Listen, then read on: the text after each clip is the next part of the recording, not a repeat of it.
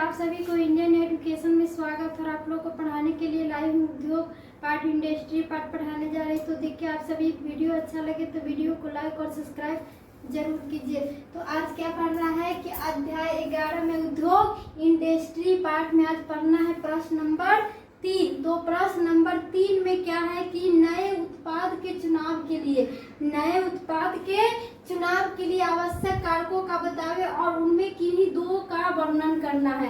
तो इनमें जो नए उत्पाद है उनमें क्या करना है, तो जो दो उत्पाद के लिए क्या करना है, तो किन्हीं दो उत्पाद का वर्णन करना है। तो उत्पाद में क्या होगा उसका वर्णन करना है। तो उत्तर में क्या है कि नए उत्पाद चुनाव के लिए पहला नंबर क्या है, बाजार, और दूसरा नंबर क्या है, तो वाणिज्यिक। तो बाजार में कैसे काम किया जाएगा और वाणिज्यिक में कैसे खरीद बिक्री के लिए कैसे पैसा कमाया जाएगा, तो इसके बारे में पढ़ना है। तो ये नए उत्पाद के चुनाव के लिए पहला नंबर बाजार और दूसरा नंबर वाणिज्यिक। तो बाजार में क्या किया जाएगा, तो कैसे बेचा जाएगा। तो बाजार एक ऐसी जगह होती है, बाजार क्या है, तो एक ऐसी जगह होती है जहां किसी भी नए उत्पाद के लिए जहां क्या करना पड़ता है बाजार में, तो किसी नए चीज का उत्पाद के लिए संभावित ग्राहक रहते हैं। और संभावित बाजार में क्या रहेंगे, तो ग्राहक रहते हैं जो खरीद बिक्री करते हैं। तो वो नया उद्योग क्या कहलाएगा, तो वो नया उद्योगपति। वह क्या होगा, तो वो नया उद्योगपति अपने उत्पाद की नए बाजार में बेचने के लिए जाता है। और नए उद्योगपति क्या करेंगे, तो बाजार में अपने सामान को बेचने के लिए जाता है। और बाजार का काम जो एक औद्योगिक संस्था है, बाजार का काम कौन संस्था है, तो एक औद्योगिक संस्था होती है।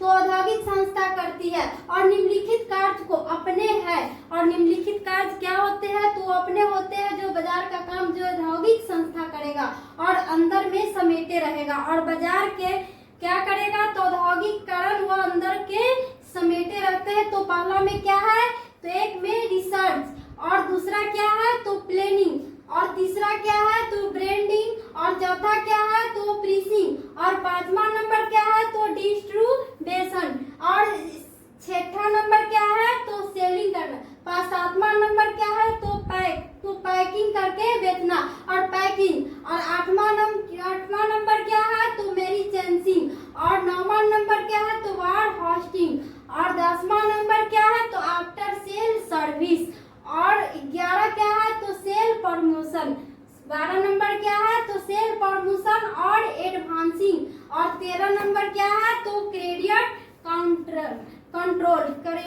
कंट्रोल। तो ये हर उद्योगपति में सभी का जरूरत पड़ती है। किसमें, तो ये बेचने के लिए, सेलिंग करने के लिए ये सभी का क्या पड़ेगा, तो जरूरत पड़ती है। तो हर उद्योगपति उत्पाद को बेचने के लिए क्या करेंगे, तो उपयुक्त काम करना पड़ेगा। और क्या होगा कि जब उद्योगपति बाजार में जाएंगे तो बेचने के लिए क्या पड़ेगा, तो ये इसको बेचने के लिए उपयुक्त काम करना पड़ता है। तो उससे बाजार में हो रही बिक्री का, बाजार में जो बिक्री होगा उसकी प्रतियोगिता का सामना करना पड़ेगा। और बाजार में जो बिक्री होगा उसी का क्या करना पड़ेगा, तो प्रतियोगिता करना पड़ेगा। क्योंकि बाजार में पूर्व से ही दूसरे लोग अपने उत्पाद की किसी बिक्री कर रहे हैं और पहले से ही क्या कर रहे हैं बाजार में दूसरे लोग, तो बिक्री कर रहे हैं उत्पादों का।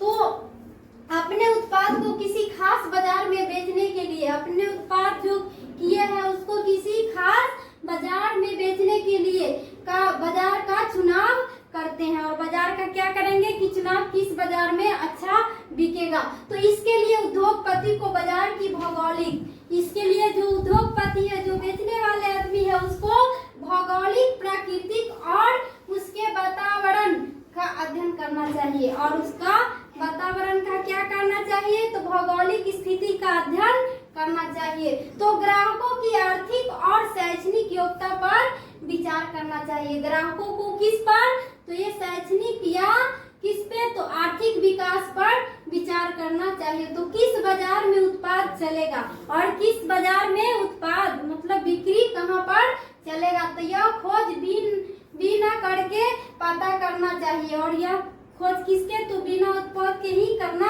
चाहिए। तो कौन से उत्पाद कच्चा माल आसानी से समय पर कम मेहनत में और कम कीमत पर मिल जाएगा। और कम मेहनत से और कम कीमत पर कौन सा सामान बाजार में मिल जाएगा। तो इन सभी बातों पर सोचने के बाद ही उत्पाद का नाम तय करना चाहिए और इन बात को ध्यान में रखकर ही क्या करना चाहिए, तो तय करना चाहिए। तो दूसरा नंबर क्या है, वाणिज्यिक।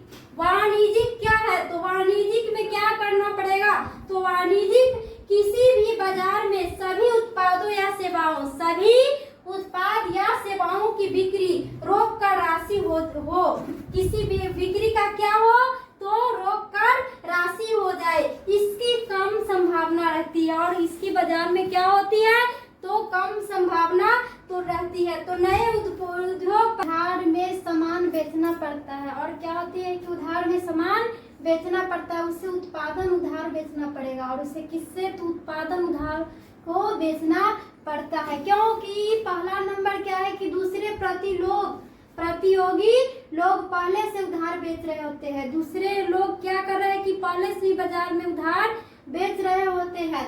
तो दूसरा नंबर क्या है कि उधार बिक्री को ही बढ़ा देता है। उधार क्या करेगा, तो बिक्री को बढ़ा देता है। और तीसरा, ग्राहक खरीदने को उत्सुक हो जाता है। और उधार के लिए ग्राहक क्या होती है कि खरीदने के लिए उत्सुक हो जाता है और अधिक मात्रा में खरीदेगा। और अधिक मात्रा में क्या करते हैं, तो खरीदते हैं। चौथा नंबर क्या है कि शायद पहली बिक्री का या नहीं यही रास्ता है। और पहली बिक्री का क्या है, तो ये रास्ता है। तो परंतु उसे यह सोचना पड़ता है कि कितना उधार बेचा जाए, यह निम्नलिखित बातों पर निर्भर करेगा। और यह कितना उधार बेचा जाए कि मतलब क्या है कि वह सामान भी आ जाए। तो पहला नंबर क्या है कि ग्राहकों के लिए बनाई गई नीति। पहला नंबर क्या है कि ग्राहकों के लिए बनाई गई नीति। और दूसरा नंबर क्या है, तो स्वयं की वित्तीय स्थिति में। और तीसरा क्या है, तो जोखिम उठाने की इच्छा। और तीसरा नंबर जोखिम उठाने की इच्छा।